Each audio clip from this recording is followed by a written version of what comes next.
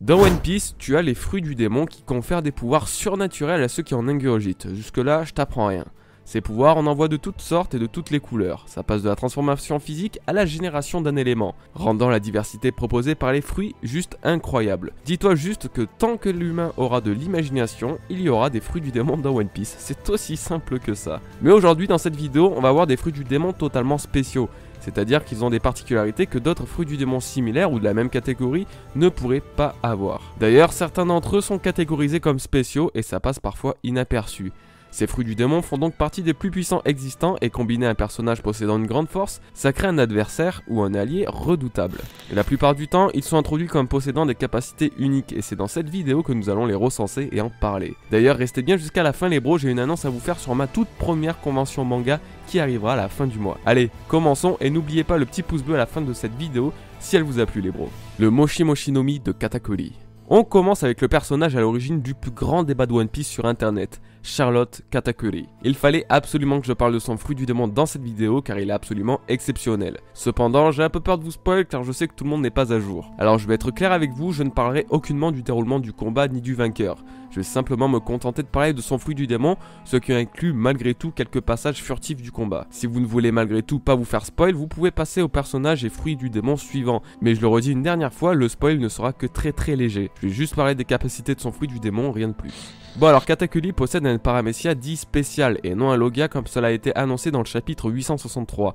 En réalité il s'agit d'une erreur qui est par la suite corrigée dans le tome 86. Bref, il s'agit du tout premier paramécia, voire même le tout premier fruit du démon, étant qualifié de spécial et quand on voit ses effets, on le comprend très vite. En plus de pouvoir copier avec exactitude les techniques du Gomu Gomu no Mi, qui je vous le rappelle est d'après moi le meilleur fruit du démon pour un combattant au corps à corps, eh ben le Moshi Moshi no Mi a des propriétés qui sont pourtant propres au Logia. Comme si son corps était fait à 100% de Moshi. Katakuri peut régénérer ses membres détruits ou coupés, ce qui est absolument exceptionnel pour un paramécia. Autre particularité, la viscosité. En effet, il s'agit là de mochi, qui est un gâteau de riz gluant dans la culture japonaise. Les japonais se servent en général du terme mochi pour qualifier tout ce qui est collant, gluant ou visqueux. Par conséquent, cette particularité du fruit du démon couplée à un acquis de l'armement rend le combo absolument destructeur car bloque la cible de tout mouvement comme nous avons pu le voir avec Luffy qui était totalement incapable de bouger. Encore autre chose, il peut générer de petits projectiles en mochi, sans doute imprégnés de acquis de l'armement, qu'il tire ensuite à toute allure sur sa cible. Comme on a pu le voir durant le mariage, si Sanji n'avait pas esquivé cette balle, son sort aurait été semblable à celui du prêtre qui est semble-t-il mort à l'heure qu'il est. Bon,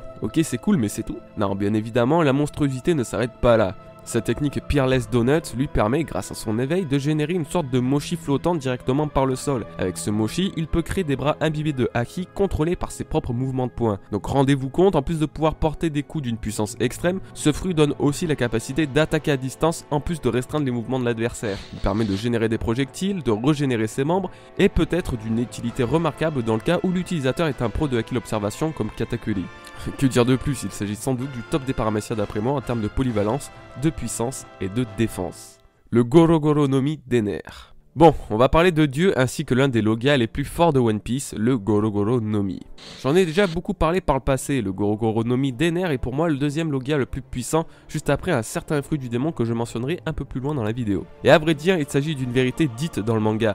Dans le chapitre 274, Nico Robin elle-même mentionne le Goro Goro no Mi comme étant celui qui possède le pouvoir le plus destructeur dans la version française, voire même jusqu'à dire qu'il est l'un des Logias invincibles en version anglaise. Reste à savoir quelle traduction est bonne, mais en tout cas ça ne change pas la puissance légendaire de ce fruit du démon. Car actuellement, il n'y a que Luffy qui puisse le battre grâce à la résistance naturelle du caoutchouc face à la foudre, sinon absolument rien ne peut lui résister. Plus de 200 millions de volts peuvent être générés dans sa forme éveillée, autant vous dire que c'est jusqu'à 10 fois plus puissant qu'un éclair pouvant faire ça. Je vous laisse imaginer les dégâts que cela peut occasionner sur n'importe quel être normalement constitué, et on ne parle pas de Luffy là. D'ailleurs, Oda lui-même a déclaré dans le SBS du tome 43 que si Ener était sur la mer bleue, sa prime s'élèverait jusqu'à 500 millions de berries, ce qui est exactement le montant de celle de Luffy après Dressrosa. Après, le plus flippant avec ce fruit du démon, et ce qui le rend si spécial en plus de sa puissance hors norme, c'est sa portée et son champ d'action. Déjà, il permet à Ener d'écouter la conversation de tous les habitants de Skypiea quand il couple son fruit à son mantra. Et si jamais le mantra est le nom que les Skypieiens donnent au haki de l'observation pour ceux qui ne le savent pas. Bon, rien que ça, stratégiquement parlant, ça rend un fruit du démon surpuissant. Espionner les conversations ennemies peut littéralement retourner une guerre. Ensuite, vous vous doutez bien que la foudre peut tomber absolument n'importe où.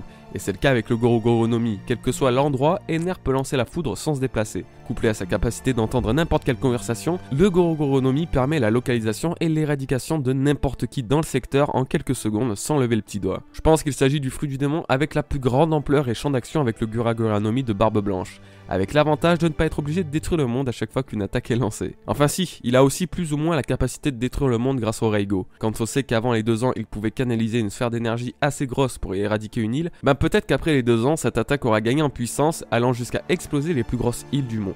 Bon, en gros, vous aurez compris, le Gorogoro no Mi est pour moi le plus destructeur des Logia.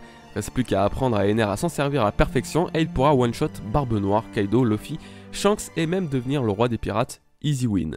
Le Ito Ito no Mi version Bouddha de Sengoku. Bon, alors à Marineford, on a été vraiment bien lotis en termes de découverte de nouveaux pouvoirs de fruits du démon. Que ce soit du côté des pirates ou du côté de la marine d'ailleurs. Et personnellement, c'est le Ito Ito no Mi modèle Bouddha de Sengoku qui m'a à la fois bien hypé et bien intrigué. Dans un premier temps, on comprend que les Zoan peuvent avoir plusieurs variantes. Le Ito Ito no Mi modèle humain ayant été mangé par Chopper, voir un nouveau modèle de ce fruit du démon est vraiment intéressant pour la suite, surtout qu'il s'agit d'un modèle mythique les plus rares qui existent. On a donc eu une petite démonstration de puissance, vraiment brève certes car on n'a vu qu'une seule vraie technique, mais ça a déjà été un bon avant-goût de ses compétences. Déjà, il en impose particulièrement par son apparence, il s'agit d'une des plus grosses transformations de One Piece, rivalisant aisément avec le Monster Point de Chopper.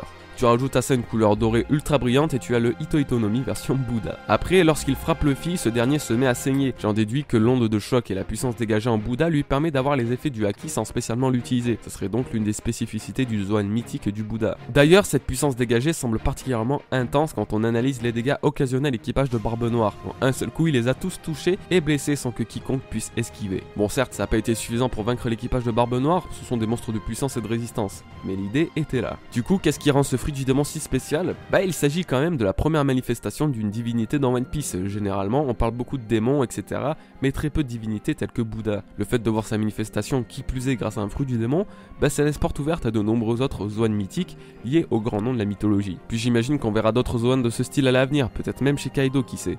Et je dois dire que je suis particulièrement impatient de voir leur puissance exploitée au maximum. Le Guragura no Mi de Barbe Blanche. Justement, on parlait de Barbe Blanche plus tôt, et effectivement, comment faire une vidéo comme celle-ci sans citer le Guragura no Mi et sa réputation. Et oui, on connaissait Barbe Blanche comme étant un empereur, le plus puissant pirate actuel, donc forcément que son fruit du démon, s'il en avait un, allait être oufissime. Sauf que là, la spécificité de ce fruit est clairement expliquée.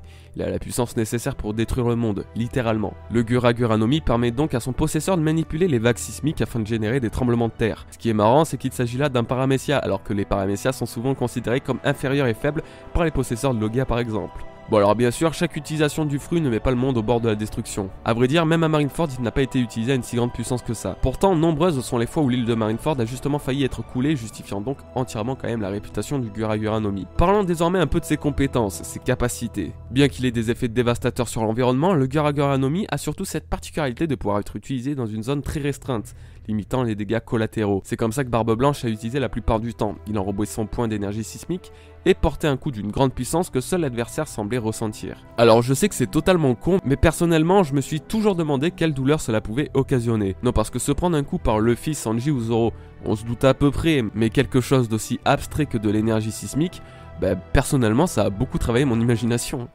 Revenons au sujet. Tout comme Sengoku dont je parlais plus tôt, on ne l'a pas tant vu que ça à l'action, donc difficile de voir toute l'étendue et la polyvalence de ce fruit. Apparemment, il est quand même possible de transmettre cette puissance sismique dans une arme, comme Barbe Blanche nous l'a montré avec son Bizento. Et apparemment, le Guragura no Mi permet lui aussi de toucher le véritable corps des utilisateurs de fruits du démon, et donc de leur infliger des dégâts tout comme le fait le Haki de l'armement. Si je dis ça, c'est simplement car Barbe Blanche ne semble plus pouvoir utiliser de Haki durant la bataille de Marineford, en raison de son âge et de sa maladie. Ça explique pourquoi il n'a utilisé ni Haki de l'observation, ni Haki des rois. Pourtant, il est parvenu à toucher Akainu qui possède un Logia, ce qui pourrait s'expliquer par le Guragura no Mi qui possède les mêmes effets que le Zoan mythique du Bouddha.